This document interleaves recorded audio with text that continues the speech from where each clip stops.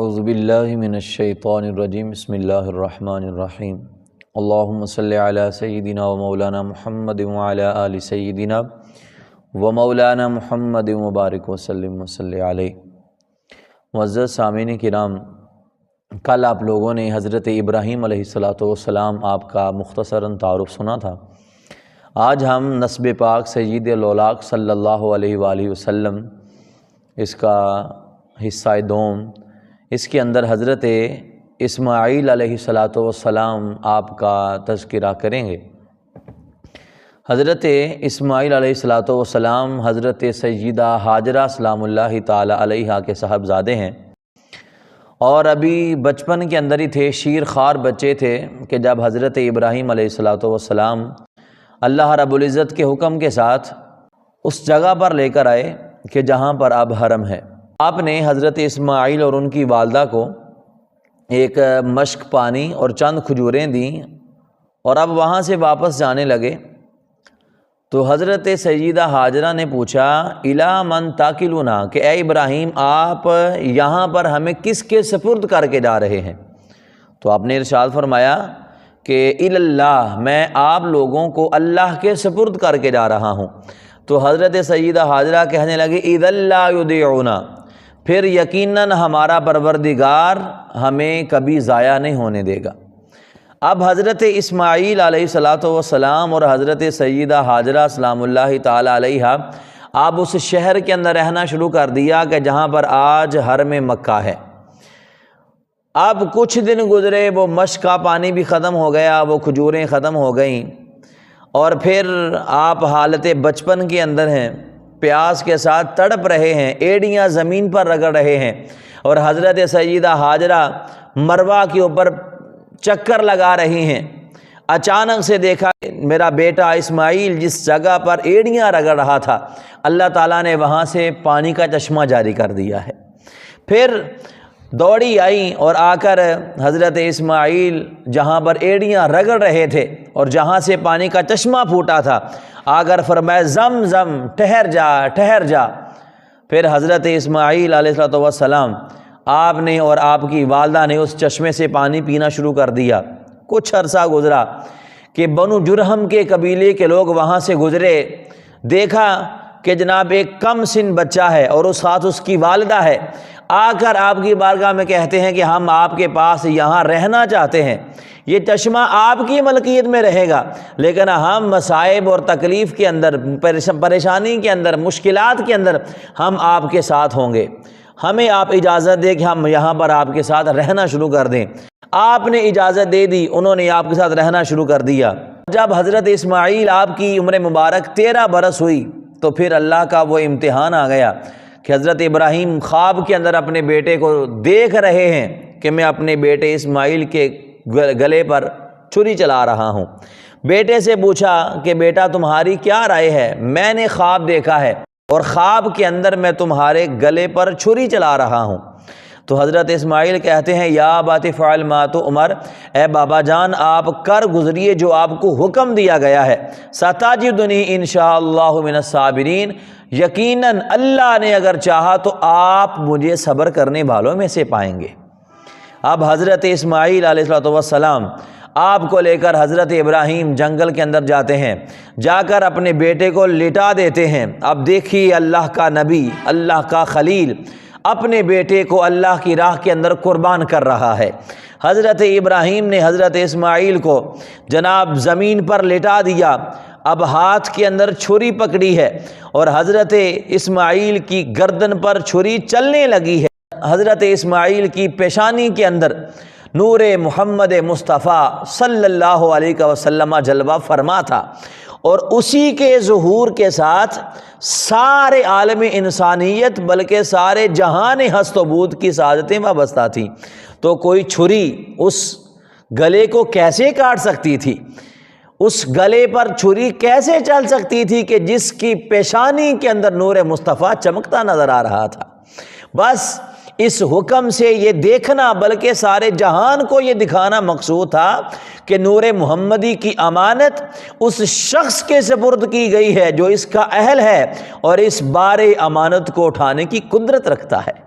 اس کے بعد وقت گزرتا گیا، ایک فرشتہ آیا اور اس نے آ کر نشاندہی کی، تو حضرت ابراہیم اور حضرت اسماعیل علیہ السلام آپ نے اللہ کا گھر خانہ کعبہ تعمیر کیا۔ اب ذرا وہ منظر اپنے سامنے رکھیے، اللہ رب العزت کے یہ دو برگزیدہ بندے حضرت اسماعیل کبھی پہاڑ سے توڑ توڑ کر پتھر لے کر آ رہے ہیں، کبھی گارا بنا رہے ہیں، اور حضرت ابراہیم بنیادوں کو بلند کر رہے ہیں۔ پتہ نہیں کتنا عرصہ لگا ہوگا، کس اخلاص کے ساتھ باپ بیٹے نے اللہ کے گھر خانہ کعبہ کی تعمیر کی ہوگی۔ اور جب اللہ کا گھر خانہ کعبہ مکمل ہوا، اب اللہ کی بارگاہ میں ہاتھ اٹھا لیے۔ پہلے تو یہ دعا کی کہ اے اللہ ہماری اس کاوش کو، ہمارے اس کام کو اپنی بارگاہ کے اندر قبول فرما۔ اب اپنے لیے دعا کرنے کے بعد حضرت ابراہیم اور حضرت اسماعیل نے خدا کی ساری خدائی کے لیے دامن طلب پھیلاتے ہوئے عرض کی، ربنا وابعث فیہم رسولا منہم یتلو علیہم آیاتک، اے ہمارے پروردگار بھیج ان کے اندر ایک برگزیدہ رسول انہی میں سے، تاکہ وہ پڑھ کر سنائے انہیں تیری آیات اور سکھائے انہیں یہ کتاب دانائی کی باتیں، اور انہیں پاک صاف کر دے، بے شک تو بڑا زبردست اور حکمت والا ہے۔ تو حضرات محترم، جب دعا کرنے والے حضرت ابراہیم اللہ کے خلیل ہوں اور آگے سے آمین کہنے والے ذبیح اللہ حضرت اسماعیل ہوں، تو پھر دعا کیسے رد ہو سکتی ہے؟ پھر اللہ نے آپ کی دعاؤں کو قبول کیا، اور پھر حضرت آدم کی ساری اولاد بلکہ کائنات کی ہر چیز دعائے خلیل کی برکتوں سے آج بھی مستفید ہو رہی ہے۔ اور حضور سرور کائنات صلی اللہ علیہ وسلم کا وجود مسعود اور حضور کی عالمگیر نبوت و رسالت اسی دعا کا نتیجہ ہے کہ میرے مصطفیٰ نے فرمایا، انا دعوت ابی ابراہیم۔ عزیز سامعین کرام، یہ حضرت ابراہیم علیہ السلام کے فرزند جناب حضرت اسماعیل ہیں۔ اللہ نے آپ کو یہ مقام عطا کیا ہے۔ اب ان کا مختصراً تعارف، آپ نے ان کی والدہ کا نام سن لیا کہ آپ کی والدہ کا نام حضرت سیدہ ہاجرہ سلام اللہ تعالی علیہا ہے، اور آپ کی اہلیہ کا نام سیدہ بنت مزاد بن عمر الجرہمی تھا، اور ان کے بطن اطہر سے اللہ رب العزت نے آپ کو 12 بیٹے عطا فرمائے۔ ان کے نام یہ ہیں نابت، قیدر، ادبیل، میشا، مسمہ، دما، ماس، ادو، وطور، نفیس، تما اور قیدمان۔ یہ 12 بیٹے اللہ رب العزت نے آپ کو عطا فرمائے، اور آپ کی عمر تقریباً 130 سال بتائی جاتی ہے، اور اللہ رب العزت نے آپ کو امالیک اور قبائل یمن کے لیے نبی بنا کر بھیجا۔ اور حضرت اسماعیل کے بیٹوں کے نام جو میں نے آپ کے سامنے بیان کیے ہیں، ان کے اندر کچھ مفسرین کا، مورخین کا اختلاف پایا جاتا ہے ان کے الفاظ کے تلفظ کے حوالے سے۔ اور آپ کو اللہ تعالیٰ نے ایک بیٹی عطا فرمائی جس کا نام تھا بسمہ بنت اسماعیل۔ اور جب حضرت اسماعیل کے وصال کا وقت قریب آیا تو آپ نے اپنے بھائی حضرت اسحاق کو یہ وصیت کی کہ آپ نے میری بیٹی بسمہ بنت اسماعیل کا نکاح اپنے بیٹے عیس بن اسحاق کے ساتھ کروانا ہے۔ تو اس طرح سے آپ کی بیٹی کا نکاح عیس بن اسحاق کے ساتھ ہوا، اور آپ کے 2 فرزند نابت اور قیدر، ان کی اولاد میں اللہ تعالیٰ نے بڑی برکتیں عطا فرمائیں۔ تو یہ حضرت اسماعیل علیہ السلام ہیں۔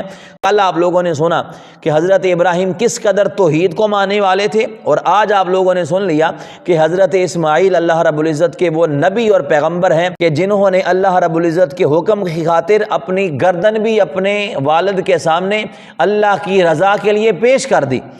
گویا حضور کے نسب کے اندر کوئی شخص بھی نہ مشرک تھا، نہ بت پرست تھا، اور نہ دور جاہلیت کے کاموں کے اندر مبتلا تھا، بلکہ اللہ رب العزت کے محبوب کے نسب کے سارے افراد پاکیزہ اور بلند کردار کے مالک تھے۔ ان کے اندر کوئی شرک کرنے والا اور بت پرستی کرنے والا نہیں تھا۔ اس کے بارے میں دو روایات سن لیں۔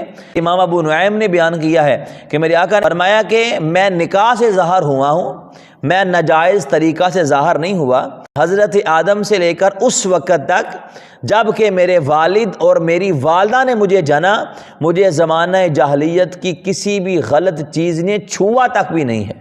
حضرت واصلہ بن اسقع رضی اللہ تعالیٰ عنہ روایت کرتے ہیں، یہ صحیح مسلم کی حدیث ہے، جامع ترمذی کی حدیث ہے کہ میرے آقا نے فرمایا کہ اللہ رب العزت نے اولاد ابراہیم سے اسماعیل کو چنا، اور اولاد اسماعیل سے کنانہ کو چنا، اور بنی کنانہ سے قریش کو چنا، اور قریش سے بنی ہاشم کو چنا، اور بنی ہاشم سے خالق کائنات نے مجھے چنا۔ تو جب اللہ رب العزت حضور کے آباء و اجداد کو چن رہا ہے تو کیا اللہ تعالیٰ غیر مسلموں کو چنے گا؟ کیا اللہ کافروں کو چنے گا؟ کیا اللہ بت پرستوں کو چنے گا؟